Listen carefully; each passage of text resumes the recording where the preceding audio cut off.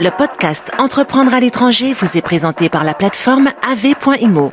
Si vous voulez acheter, vendre, faire estimer ou financer un bien en France ou au Portugal, les experts d'av.imo vous accompagnent gratuitement dans vos démarches. Pour être accompagné sereinement, rendez-vous sur le site www.ave.imo.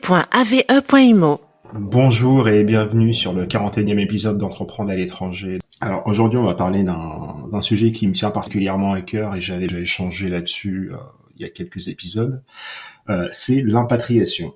Et qui de mieux que Magali pour nous en parler aujourd'hui, qui en fait elle en a fait son métier. Et du coup Magali, sois la bienvenue. Je vais te laisser te présenter et puis je te poserai tout un tas de questions qui moi m'intriguent, qui m'intéressent et surtout qui vont intéresser les personnes qui nous écoutent. Sois la bienvenue. Merci beaucoup. Bonjour à tous et bonjour à toi, Alim. Merci beaucoup pour l'invitation. Du coup, je vais me présenter en quelques mots. Je m'appelle Magali Desmi, j'ai 32 ans, je suis actuellement en France, à Saint-Quentin dans l'Aisne, là où j'ai grandi. J'ai pas toujours vécu ici, j'ai vécu un petit peu à Paris et puis j'ai vécu aussi à San Francisco et en Australie. Et puis j'ai pas mal voyagé, je dirais en solo avec mon sac à dos, c'est un de mes plaisirs.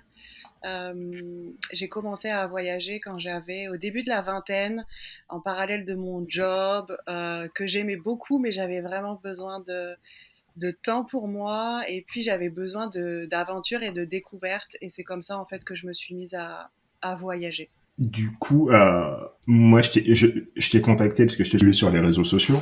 Mhm. Et je te suivais par rapport à tes posts, par rapport à ta société. Et surtout parce que ces derniers temps, moi, je me pose énormément de questions sur l'accompagnement au retour en France, parce que on a énormément de sociétés de relocalisation, donc pour les personnes qui souhaitent s'installer à l'étranger, mais il y a un pan tout entier de de cette aventure qui parfois ne dure qu'un temps, qui est le retour au pays.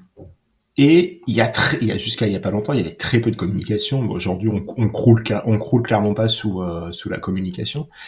Mais et c'est comment dire, et c'est ce qui m'a un peu interrogé ces derniers temps sur comment on fait lorsqu'on est parti plusieurs années pour revenir dans son pays et s'acclimater de nouveau. Est-ce que tu peux me parler de ta société? C'est comment est né ton projet et que contient ton offre? Ouais. Alors en fait, j'ai créé l'entreprise à mon troisième retour. Donc c'est le fait vraiment de vivre ces 3 retours en France qui m'ont amené en fait à cheminer vers ce projet d'entreprise. Ce qui s'est passé, c'est que moi, je me suis expatriée 3 fois et puis les visas se terminant, j'ai été amenée à rentrer en France et voilà, je l'ai vécu moi-même 3 fois, ça n'a pas toujours été, facile. Et donc, je me suis sentie très seule en fait au moment de mes retours. J'aurais aimé trouver, un professionnel à qui me confier, à qui, avec qui échanger sur ma période de transition de vie, tout simplement. Et en fait, c'est vraiment parti de ce que j'ai vécu moi que j'en suis arrivée à créer l'entreprise que j'ai créée il y a quelques mois. Donc l'entreprise, ça s'appelle Voyage Emploi Retour en France. Et donc, aujourd'hui, j'accompagne les talents français qui se sont expatriés dans tout leur processus de retour en France. Donc, vraiment de la prise de décision de rentrée jusqu'à l'installation, que ce soit sur des questions personnelles ou que ce soit sur les questions professionnelles. Puisque, en fait, ma première partie de carrière, moi, j'ai été consultant de carrière pendant 10 ans. Et donc, ça avait beaucoup de sens pour moi, quand je suis rentrée en France, d'accompagner les expatriés qui revenaient en France à décrocher un emploi. Ce qui se passe, c'est que en fait, quand on arrive à décrocher un emploi en France, et ça a été le cas pour moi 3 fois, c'est qu'une fois qu'on a un travail en France, eh ben, on va pouvoir se réinsérer, se réintégrer beaucoup plus facilement en fait. C'est vraiment la porte d'entrée à je rentre et je me pose en France beaucoup plus facilement, notamment pour la recherche de logement après par la suite, notamment aussi quand on reprend un emploi de salarié, on va pouvoir se réaffilier automatiquement à la sécurité sociale. Et donc, ça permet quand même voilà, de dire je décroche un emploi avant de rentrer, donc vraiment depuis l'étranger en fait. Et comme ça, j'arrive en France, je peux avoir mon logement plus facilement et puis je peux me concentrer aussi sur tout le reste en fait, sur si j'ai des enfants. Voilà, il faut que je trouve une école. Il faut que très souvent les parents en fait sont très tournés vers leurs enfants, vers la famille, pour s'assurer que tout le monde s'installe sereinement. Et donc c'est vrai que quand on a réussi à anticiper ça, ça permet de se concentrer sur le reste. Je comprends mieux. Tu me disais que c'était à ton troisième retour. Est-ce qu'on peut revenir là-dessus? Donc Oui. il y a 3 expatriations du coup, si je fais le compte, trois, 3 départs, 3 retours. Ça se passe comment? C'est dans quelles conditions et pourquoi aussi? Alors les visas se terminent, donc en fait je suis amenée à rentrer. Et après, moi, j'ai toujours eu à cœur, en fait, de partir à l'étranger, mais je me suis toujours dit, ne pars pas trop longtemps parce que j'avais envie de faire évoluer ma carrière, en fait, en France. Je voulais pas partir 5 ans. Et après, je me suis dit, je vais rentrer. Et ma carrière, qu'est-ce que j'en fais, en fait? Donc, je me suis toujours dit, je me fais plaisir, je pars. Mais quand je reviens, je recherche du travail. Et puis, comme ça, j'évolue, je monte en compétences. Je peux découvrir des nouvelles structures aussi. Donc, j'ai toujours eu à cœur, en fait, de dire, je rentre, mais je poursuis ma carrière. Et donc c'est vraiment ce que j'ai réussi à faire à chaque fois. J'ai toujours évolué en termes de poste professionnel, et c'est ça aussi qui m'a permis aujourd'hui il y a quelque temps, de créer l'entreprise et de proposer ces services-là en fait. Dans ces cas-là, là, on parle de comment dire, c'était, tu rentrais d'où? Donc du coup, Alors quel a été le premier pays que tu as visité? je rentrais des US. D'accord. Je rentrais de San Francisco après seulement 1 an, et donc voilà, le premier retour ça a été le plus difficile. J'ai été vraiment chamboulée. Je voulais pas rentrer, mais d'un autre côté j'avais fait le tour aux US. C'était compliqué d'avoir des papiers pour rester aux US. Et puis j'avais cette envie de poursuivre ma carrière quand même en France. Donc je suis rentrée en étant contrainte de par cette histoire de visa, mais toujours motivée à me dire je vais rebondir professionnellement et je sais que je vais évoluer. J'adore mon métier, donc ça a toujours été un plaisir pour moi de rentrer et de reprendre un job en France. En fait. Quand tu pars aux États-Unis, donc tu pars 1 an, tu pars pour des raisons pro, c'est des raisons perso qui t'amènent à partir, ou c'est juste tenter l'aventure avec ton sac à dos? Je pars en tant que jeune fille au pair parce que clairement c'est la solution qui est la plus facile pour partir aux US, je dirais. Donc voilà, l'idée c'était de partir, de me faire plaisir, de découvrir voilà le quotidien d'une famille américaine. J'étais à San Francisco, donc c'était quand même assez top. Et puis d'approfondir, d'améliorer mon anglais. C'était ça le projet. Tu rentres en France, donc t'es confronté à ces problèmes administratifs et de logistique. Quelle a été la pire des démarches? Alors, à ce moment-là, je suis rentrée chez mes parents, donc j'ai pas eu de grosses. Tu vois, j'étais encore jeune, hein, c'était il y a presque 10 ans. Donc, toute cette partie-là, elle a été assez facile. Pour moi, le plus compliqué, ça a été toute la partie émotionnelle. Être vraiment chamboulée de je rentre chez moi, en fait. Je rentre chez moi, j'ai pas forcément envie d'être là, mais je suis là. Et puis, en fait, j'ai grandi, j'ai évolué pendant mon année à l'étranger. Et je reviens et je suis reconfrontée à ma culture, à mon pays, à ma ville, là où j'ai grandi. Donc c'est ça qui a été le plus compliqué pour moi, et je pense à mes 3 retours, c'est vraiment ça qui a été le plus difficile. Ce qui a été toujours le plus simple pour moi, c'est la partie professionnelle, parce que j'ai toujours trouvé du travail rapidement, et ça m'a vraiment aidé à, à switcher justement tout cet aspect psychologique qui était difficile. Le fait d'aller travailler, ça me permettait de retrouver une routine, rencontrer du monde, euh, retrouver mon cœur de métier qui me plaît. Enfin, Là, tu passes combien de temps en France je reste lorsque tu reviens? un petit peu plus d'1 an. Et tu ressens le besoin de repartir, ou c'est une opportunité que tu saisis? Ouais, ouais, ouais. En fait, je prends donc un nouveau job, mais au bout d'1 an à peu près de travail, je me dis, j'ai cette envie en fait, et j'ai ce besoin de repartir en fait, de découvrir. Et puis je me dis que j'ai vraiment une philosophie de vie où je me dis, en fait, si je le fais pas maintenant, peut-être que je le ferai jamais. Donc, en fait, on me propose de rester, et puis moi je dis non, non, j'ai un nouveau projet et je veux partir. Et puis c'est vrai que voilà, l'âge passe. Et puis, en fait, je suis partie en PVT en Australie, donc il y avait aussi la contrainte de l'âge. C'est pour ça que je l'ai fait Ouais. aussi à ce moment-là. En Australie, tu restes combien de temps? Alors, cette fois-ci, je suis restée 1 an. Ouais. Donc, en fait, mon premier visa dure 1 an. Mhm. Et je suis retournée en France après ce visa-là parce que idem en fait, je voulais retourner en France, poursuivre ma carrière, avoir des nouvelles compétences, etc. Donc je procède exactement de la même manière. Je rentre, je cherche un taf, je prends un taf très rapidement, je monte en compétences, j'adore ce que je fais, mais au bout d'un moment, je me lasse et je me dis, ok, comme j'avais fait les fermes en fait pendant le premier PVT, je peux retourner. Donc je fais ma demande de deuxième PVT en Australie et je retourne en Australie. D'accord, mais en fait, ouais, comment dire, c'est assez particulier. Lorsque tu reviens, non, lorsque tu reviens, c'est pas le pays dans lequel t'es qui te dégoûte. Non, non, Parce c'est que vrai. ouais, ça peut se comprendre si c'est un rejet du pays, oui, ça peut se comprendre, c'est t'en as marre du pays, tu préfères rentrer chez toi. Mais toi, en fait, c'est pas le rejet du pays, et lorsque tu reviens, tu ressens le besoin de partir. Ouais. Après, en fait, à chaque fois que j'ai dû partir, c'était vraiment une histoire de visa. Mhm. Le visa se terminait, je rentrais en France. Après, voilà, enfin, moi, je suis la petite dernière, j'ai deux grandes sœurs qui ont eu des enfants entre-temps, et c'est pour ça aussi que je rentrais, parce que du coup, les bébés qui grandissent, je voulais aussi pas louper ça, quoi.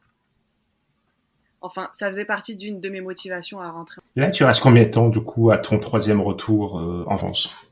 Ça se passe Euh, comment? Est-ce que c'est alors, là où tu décides de vraiment poser tes valises dans ta ville natale, ou pas du tout? troisième retour, en fait, je rentre juste avant Covid, et donc je suis bloquée ici, en gros. En fait, à mon troisième retour, j'avais trouvé un emploi avant de rentrer. Donc 3 semaines après être arrivée en France, j'avais du travail. Et ça m'a vraiment sauvée parce qu'en fait, ce qui s'est passé, c'est que j'ai repris le travail 3 semaines après. Et je crois que 10 jours après avoir repris le travail, on était tous confinés. Et donc, je travaillais de la maison. Mais, enfin, je veux dire, ça m'a vraiment sauvée dans le sens où si j'avais pas trouvé ce travail avant de rentrer, je serais restée peut-être 6 mois sans avoir de travail, quoi. Donc j'ai eu un emploi de salarié et en parallèle de ça, c'est là où j'ai vraiment décidé de créer l'entreprise. Donc on dirait, t'as été salarié confiné très rapidement. Ouais, tout de suite. Et puis après, du coup, comme j'étais à la maison, comme on était bloqué en fait, c'est vraiment là où j'ai vraiment profité de ce temps-là, de ce confinement, pour dire ok, je crée l'entreprise, je développe tout, je lance la com, tu vois, un petit peu par rapport à ce que je te disais tout à l'heure. Ouais. Le retour en France, c'est un peu tabou, on n'en parle pas. Et donc, j'ai passé vraiment une année à parler du retour en France à travers mes réseaux sociaux pour dire vous n'êtes pas seul en fait, on a droit d'en parler, rentrer en France, c'est ok. Et en fait, c'est surtout ça mon message. Et en fait, on peut kiffer. On peut se faire plaisir au moment de rentrer. L'idée, c'est pas de rentrer et de subir son retour. L'idée, c'est de se faire plaisir. Donc moi, même, voilà, à tout le monde, je le dis, si tu rentres en France, prends un job qui te fait kiffer. Va là où ça te fait vibrer. Parce que forcément, c'est ça qui va te permettre de rayonner pendant ton retour en France. C'est ça qui va te permettre de dire, ok, en fait, je suis à la bonne place. Ah, mais ça a du sens ce que tu dis, parce que autant moi j'accompagne les gens qui s'expatrient, mais du coup à un moment donné la question de savoir s'ils rentrent ou pas va finir par se poser chez eux, et donc du coup me la répercuter, comment dire, me la répercuter à un moment. Et je pense qu'il faut aussi décolérer le fait de c'est je rentre en France est égal en fait c'est j'ai échoué mon expatriation. Ouais, complètement. Je pense qu'il faut vraiment switcher ça parce que, ou sinon, on se dit souvent c'est un retour en arrière. Alors que pas du tout. Pas du tout, parce qu'en fait, on a tellement évolué pendant notre séjour à l'étranger, expatriation, tour du monde, PVT. On a tellement changé, on a tellement évolué qu'on revient complètement différent en fait. On revient avec une nouvelle personnalité, avec des nouveaux projets, des nouvelles ambitions.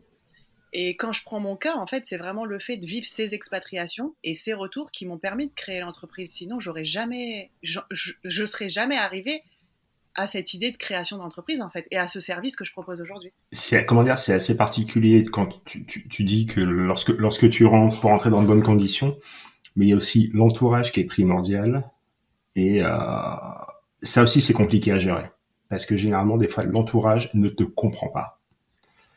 Ouais, alors moi, ça a été ma très très grosse problématique au premier retour, en fait. Le Et deuxième retour, ça a été un petit peu mieux, mais ça a été ouais, encore. généralement deuxième retour ils sont vaccinés. Et le troisième, ça a été beaucoup mieux parce que, en fait, c'est moi, j'ai changé ma posture et en fait, j'étais plus du tout dans l'attente. Parce que mes premiers retours, j'étais vraiment dans l'attente de j'ai besoin de communiquer, j'ai besoin d'être comprise, j'ai besoin de ceci, j'ai besoin de cela. Alors qu'à mon troisième retour, je suis vraiment rentrée en me disant bon, bah, c'est tout, je rentre pour moi, je rentre. J'ai plus d'attente vis-à-vis d'eux, en fait. Et je pense que Ça a permis d'enlever le poids en fait que ça mettait sur eux, parce que tout simplement en fait ce qui se passe c'est que eux ils sont jamais partis, ils sont jamais revenus, ils savent pas ce que c'est. Ils peuvent pas être à ma place. C'est exactement ça. J'en parlais encore ce matin. J'en parlais ce matin en faisant une allusion à une discussion que j'ai eue en début de semaine. Et on parle de mon parcours. J'ai quitté la France en 2013 et j'ai fait un tour d'Europe à ma sauce. Ça a plu à certaines personnes de mon entourage, certaines personnes ça leur a déplu. Et lundi, on me posait la question on m'a dit, mais du coup, est-ce que tu t'es justifié ou est-ce que tu t'es excusé auprès de ces personnes que tu as heurté? Et en fait, je me suis rendu compte que ça faisait 9 ans que je n'avais jamais présenté mes excuses. Et j'ai dit, mais en fait, si je vois pas l'intérêt de présenter mes excuses, si je vois pas en quoi ça les a impactés, que ça les impacte tant que je dois présenter mes excuses. Et c'est là où j'ai compris, en fait, toi, tu sais, tu pars avec un mindset et tu reviens avec un mindset qui est complètement différent. Mais quel que soit le pays, quelle que soit la durée, parce que tu réapprends tout.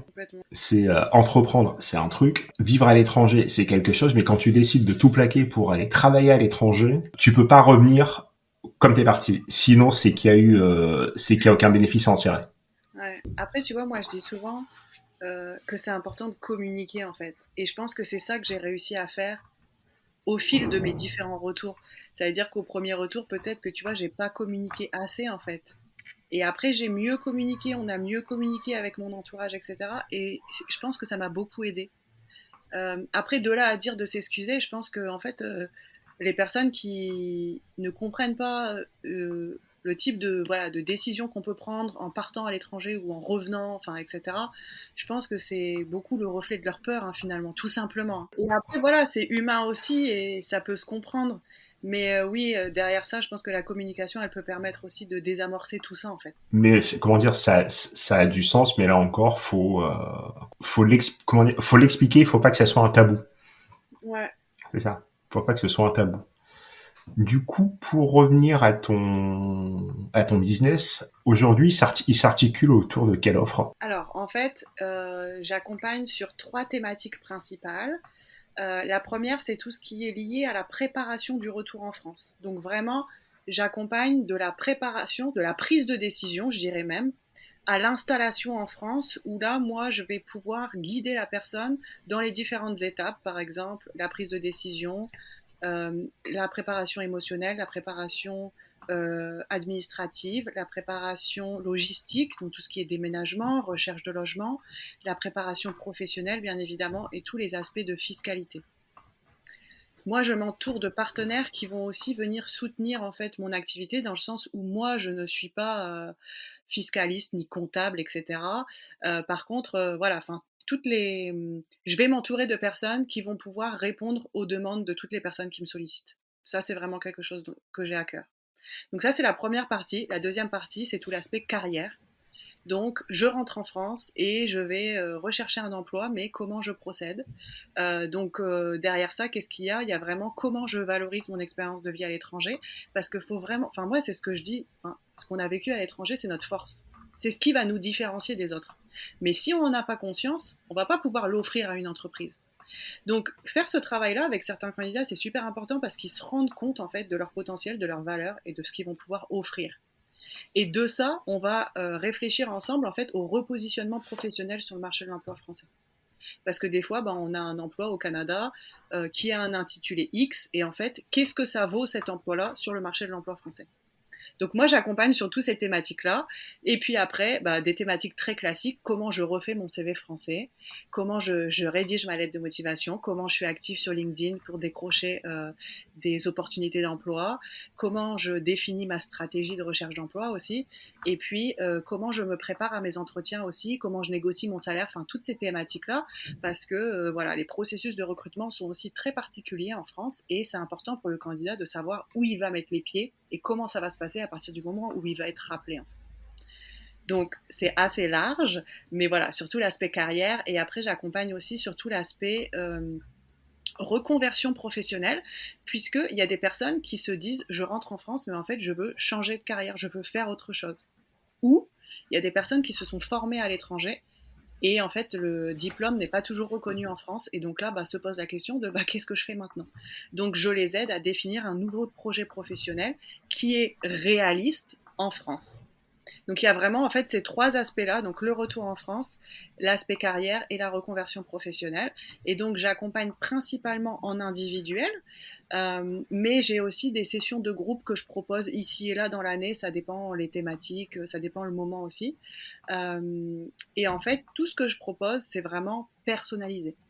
À savoir, ce qui se passe, c'est que moi, je vais faire un premier rendez-vous qui est complètement gratuit, qui va me permettre en fait de rencontrer la personne, de faire connaissance, de bien comprendre sa situation, son parcours, et en fonction de ça, moi, je vais lui faire une proposition d'accompagnement. En fait, je vais créer un programme d'accompagnement qui sera vraiment propre à ses besoins à elle. Et puis après, bah voilà, on avance comme ça avec des sessions, avec des rendez-vous, avec des exercices à faire, avec des échanges entre les séances, avec pour moi de mon côté, en fait, je fais aussi beaucoup de relecture, notamment de CV, de lettres de motivation, pour que voilà, on s'assure ensemble avec le candidat que ce qu'il envoie c'est cohérent.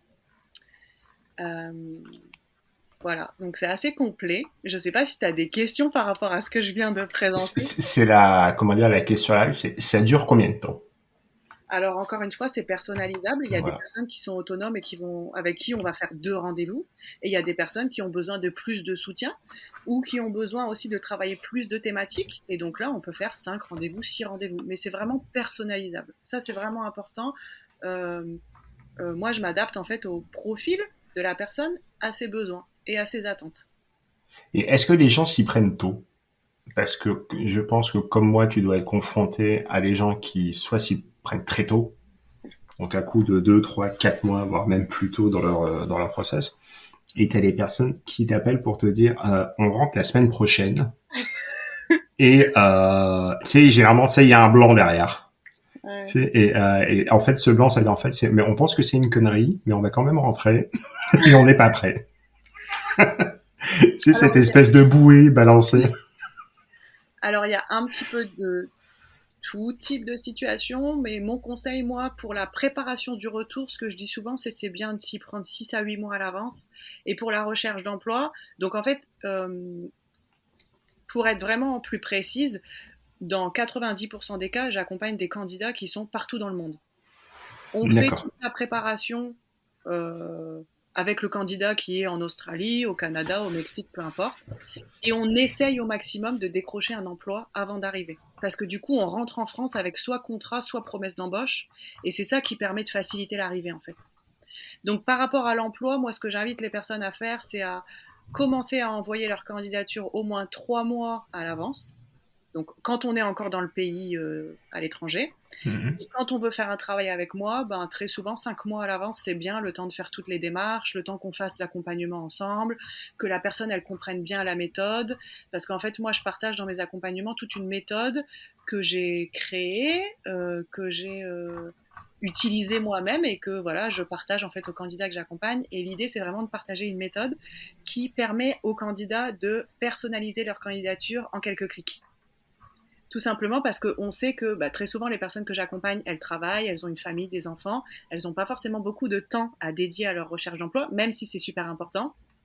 Et donc moi, j'ai créé toute cette méthode que je partage qui permet vraiment à la personne, en fait, elle doit faire des candidatures, mais elle a toute une méthode qui lui permet de, en quelques clics, personnaliser la candidature pour l'envoyer, en fait.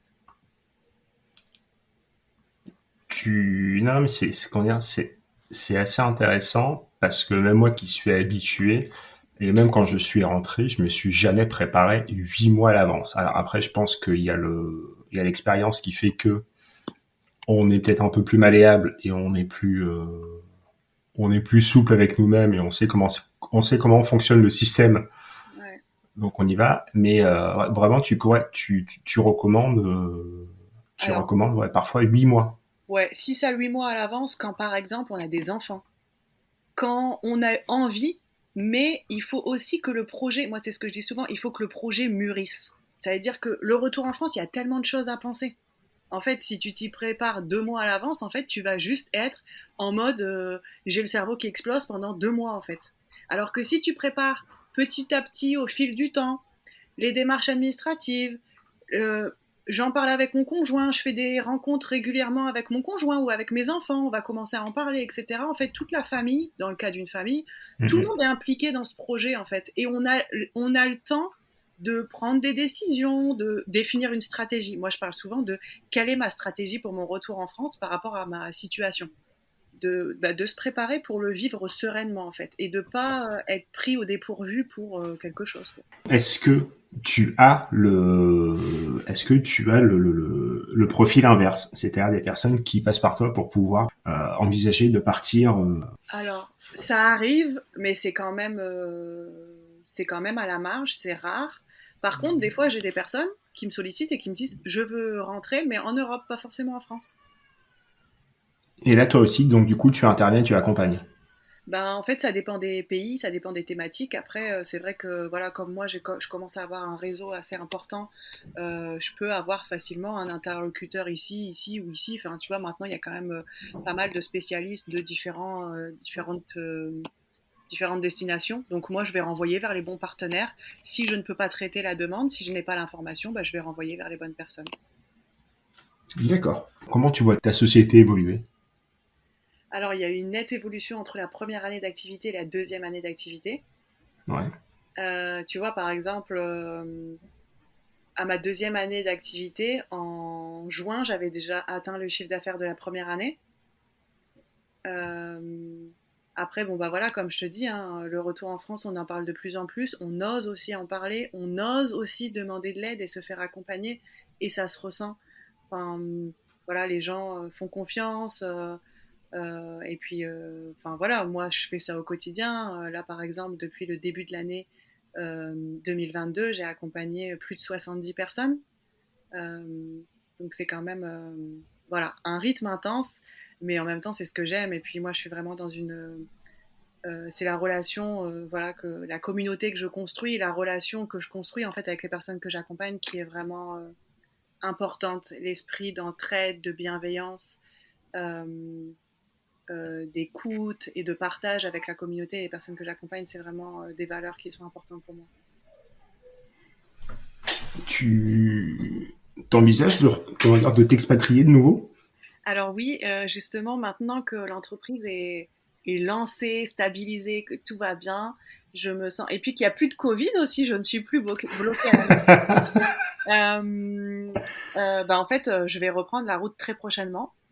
Et donc, l'idée, bah, comme mon activité professionnelle le permet, c'est de tester un petit peu cette vie de nomade en reprenant la route, reprenant le voyage, et puis en continuant mon activité professionnelle. De toute façon, comme moi, je travaille principalement à distance avec la visio, puisque mes clients sont partout dans le monde, que je sois en France, à Malte ou au Portugal, enfin, ça change pas grand-chose pour moi.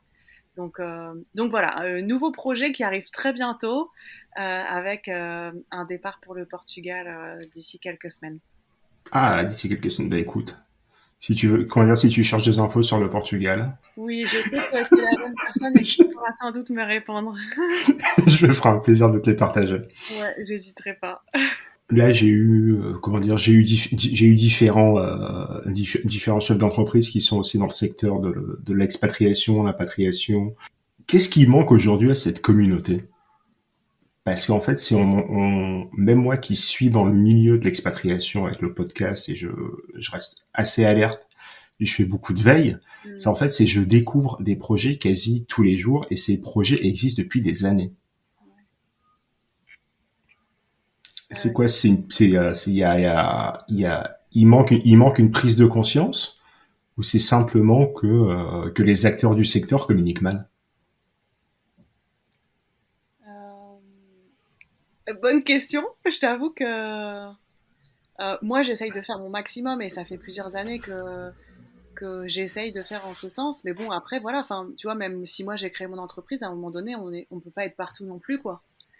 Euh, donc, je pense que chaque, euh, chaque personne essaye de faire un petit peu, tu vois, tout ce qu'il peut. Bon, après, on a la chance d'avoir, je sais pas si tu connais Expat Pro, Expat Pro, ouais. qui recense quand même de professionnels. On a cette plateforme qui existe et qui est quand même de qualité. Après, je sais pas si on pourrait créer quelque chose d'autre. Je pense que je sais pas. Je t'avoue, je sais pas si toi t'as des. Ah, des idées, oui, hein, comment dire, après, il y a des idées. Après, il faut voir s'il y a une communauté, s'il y a des partenaires. Mais on Ouais. peut en discuter. Ouais. Mais après, voilà, enfin, des gens qui rentrent, il y en a énormément. Enfin, moi, comme je dis, il y a plein de gens qui partent, mais il y a aussi plein de gens qui rentrent. Enfin, les principales raisons du retour, ça va être quoi? Il y a eu beaucoup Covid, clairement, mais il y a aussi beaucoup mes parents vieillissent et je veux rentrer. Ou mes enfants sont nés à l'étranger, en fait, ils connaissent rien de mon pays, rien de ma culture. Ça va être ou la problématique de santé. Donc des gens qui partent, il y en a, mais des gens qui rentrent, il y en a aussi beaucoup, hein. Donc la communauté, elle est là, hein. Une communauté d'expatriés qui rentrent, il y en a. Ah non, mais vraiment, ça serait intéressant de voir un peu quel service comment dire, leur proposer, tu sais, pour qu'ils partent sereinement, quoi. Qu'ils partent sereinement et qu'ils rentrent sereinement. Parce Ah, que du coup, comment dire, toi, est-ce qu'il y a une communauté aussi de gens comme toi qui font de l'accompagnement à l'impatriation? bah alors, tu vois, je rebondis sur ce que tu disais au début. Moi, ça a été mon combat beaucoup au début. C'était Ouais. de me dire, moi, en fait, quand j'ai été jeune fille au père, j'ai été accompagnée par une agence et en fait, à aucun moment, que j'ai payé et à aucun moment, on m'a sensibilisée sur le retour en France. Et je trouve que c'est dommage. Et donc, moi, mon combat au début, ça a été de m'orienter vers des structures qui accompagnent au départ pour leur dire, vous accompagnez au départ, mais attention, parce qu'il y a aussi le retour qui existe et qui est aussi important. Donc peut-être qu'il faudrait les sensibiliser d'une manière ou d'une autre. Et en fait, j'ai eu que des retours négatifs.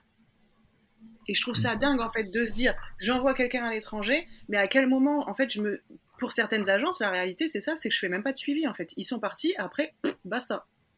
Et c'est là où je trouve que, enfin, surtout sur des séjours où on sait que les gens rentrent, c'est pas comme une expatriation. Enfin, certains séjours, comme moi, j'étais partie en tant que jeune fille au père, on savait à 90% que j'allais rentrer.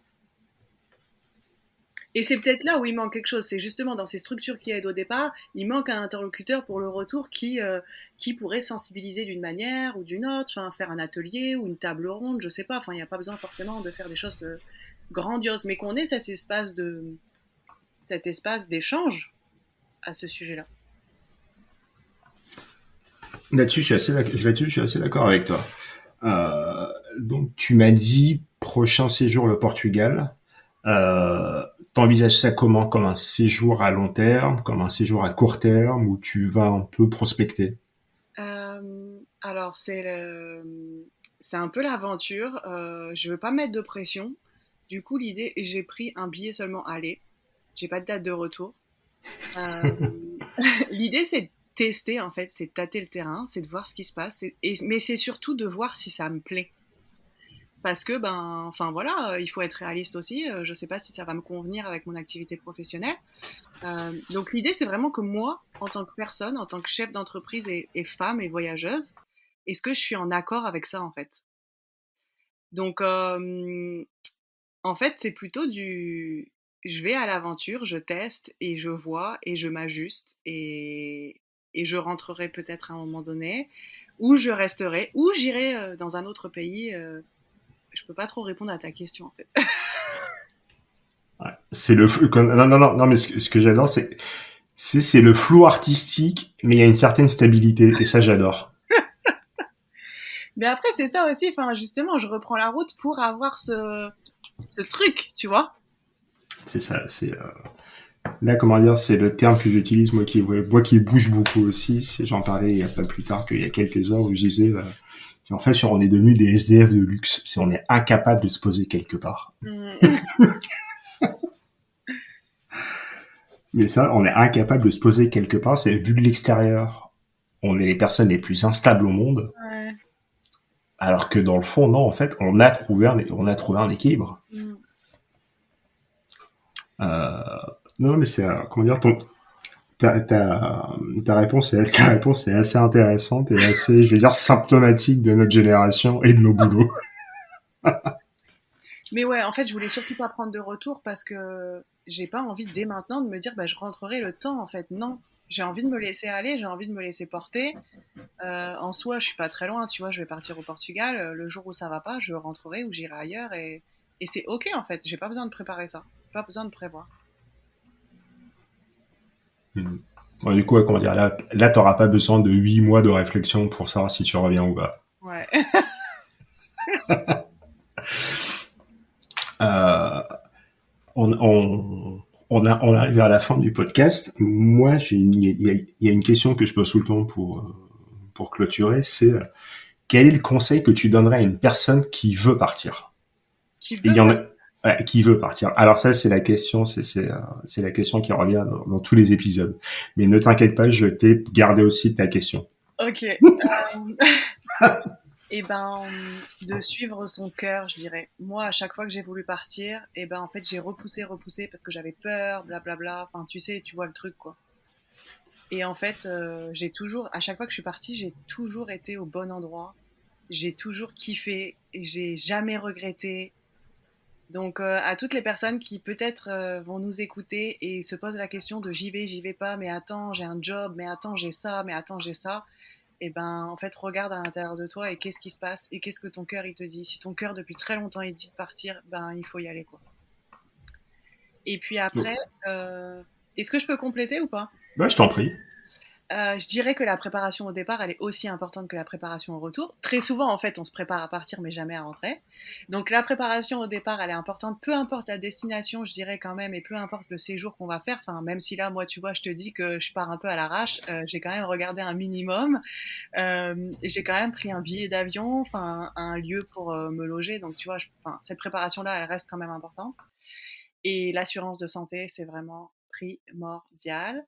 Quand on part en expatriation ou en voyage, tout simplement, ben moi en fait j'ai fait appel plusieurs fois à mon assurance de santé et j'étais bien contente d'en avoir une. Donc c'est vraiment, ça fait partie des conseils qui sont très importants quand on part à l'étranger.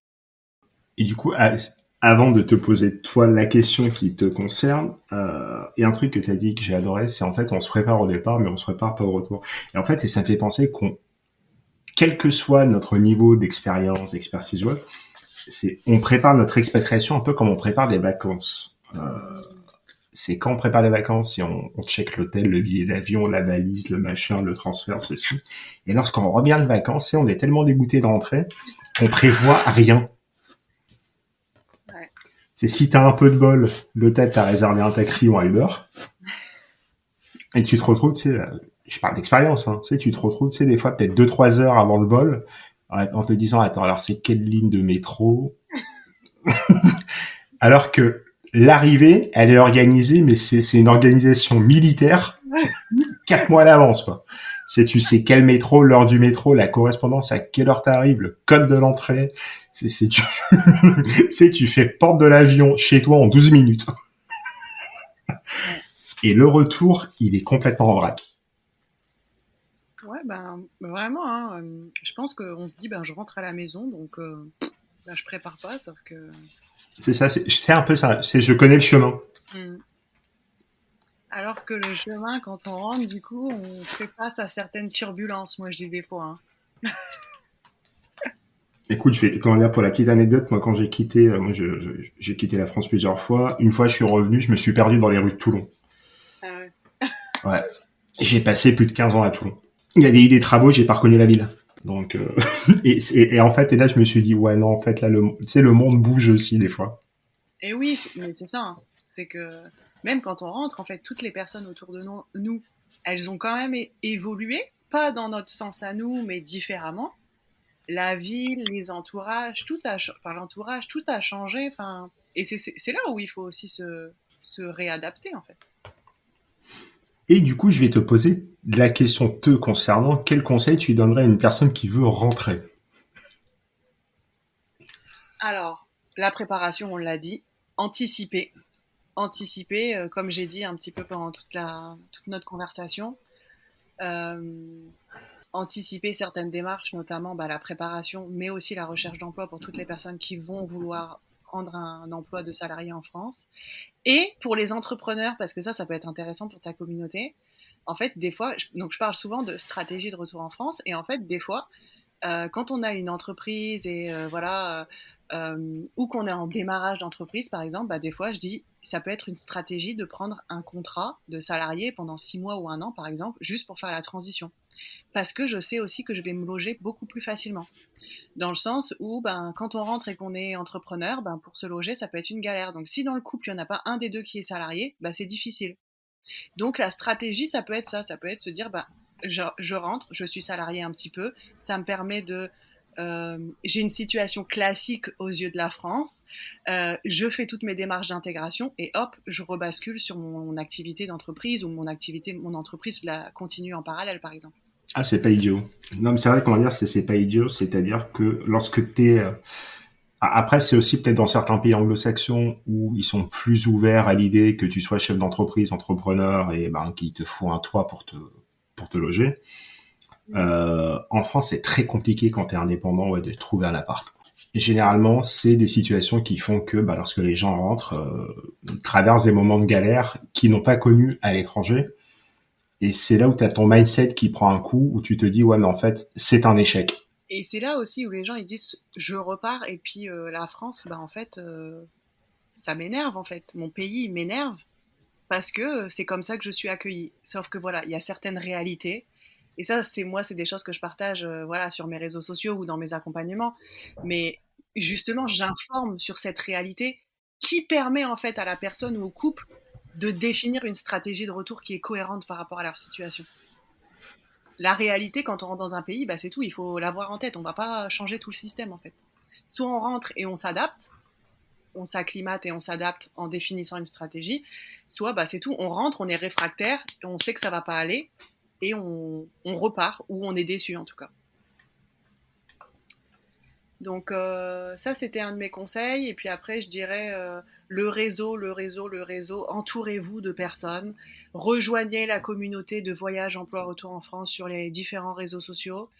Et puis, oui, l'entourage, c'est vraiment important, le réseau. Moi, ce que j'ai fait, de toute façon, c'est comme pour tous les épisodes, je vous partagerai dans la description toute l'actu de Magali, c'est LinkedIn, le site et Instagram. Toutes les infos pour pouvoir retrouver ses offres. Est-ce que un mot pour conclure? J'ai été ravie d'échanger avec toi, c'était super intéressant de faire ça, tu sais, naturellement, échanger. Donc j'ai vraiment apprécié ce moment, j'espère que ce sera utile pour toutes les personnes qui écouteront cet épisode. Et puis moi, je te remercie, je reste disponible pour répondre aux questions de toutes les personnes qui sont en train de rentrer ou en train de préparer leur retour. Même ceux qui t'appellent, c'est même ceux, comme chez les même ceux qui t'appellent en te disant on rentre la semaine prochaine. Je ferai mon maximum pour que ces personnes s'allègent un petit peu l'esprit et puis voilà, que je puisse renseigner sur certaines informations utiles. Magali, on arrive à la fin, donc écoute, je te remercie pour ton temps, merci pour tous les conseils que tu nous as offerts. Je te dis à bientôt. Et pour celles et ceux restés jusqu'à la fin, je vous dis prenez soin de vous et rendez-vous au prochain épisode. Merci beaucoup. Ciao, ciao. Au revoir tout le monde.